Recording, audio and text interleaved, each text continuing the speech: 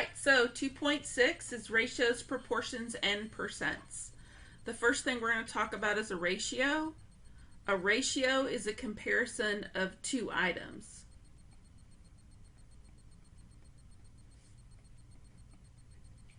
Actually, quantities. And I can't spell for nothing. We then have unit rates. And that's when your comparison is per one item. So if I said, let's compare 20 minutes to 30 minutes. You need to follow the order of what it tells you to, and the word to is what separates it and tells you what you're comparing.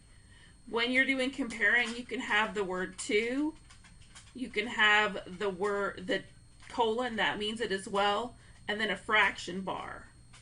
So if I'm going to compare 20 to 30 as a fraction, I would put 20 over 30 and then reduce it.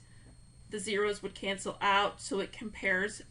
The ratio is 2 to 3. Now you notice this is a ratio and not a unit rate, because in order for it to be a unit rate, the bottom has to be 1. So let's compare 100 to 90. This is a really good one because 100 over 90 equals 10 over 9. You leave it improper, because if you were going to convert this to a mixed number, it's no longer comparing two items. Now, let's compare 2 feet to 53 inches. Now, it'll probably tell you how to convert this, and it'll tell you what you want it written as. I want this in, because you can't compare feet to inches. They have to be the same measurement. Same thing, same thing, same thing. So I'm going to have to convert either 2 feet to inches or 53 inches to feet. It's always easiest to take and go to the lowest measurement. Now this one is going to be in inches, so I need to change feet to inches. So there's 12 inches in 1 foot. So 2 feet is 24. So as a fraction, this would be 24 over 53, and that would be as far as you can go.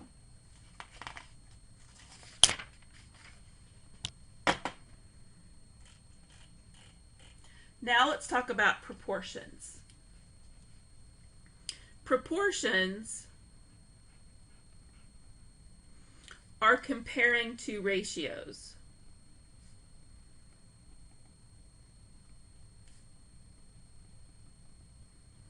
To compare two ratios, we do what is called cross products.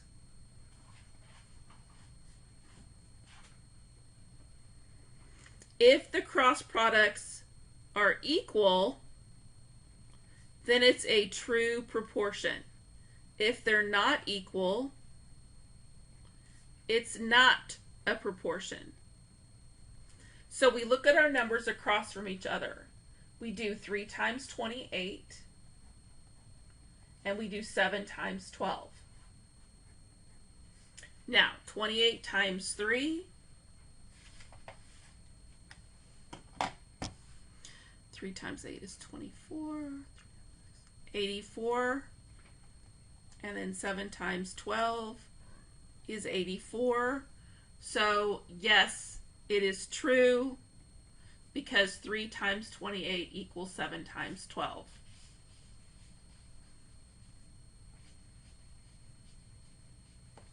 Now, if you're missing a letter or a part, this is what you would do. So let's say I had x over 6 equals 6 over 18. You're still going to do cross products. You want to do your variable side first. What is x times 18, 18x. And then what is 6 times 6? 36. And now we solve it by dividing both sides by 18, and x equals 2.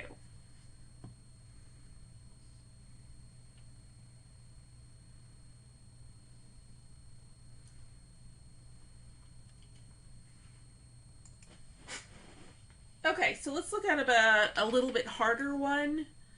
So we have y over 2 equals y plus 1 over 4.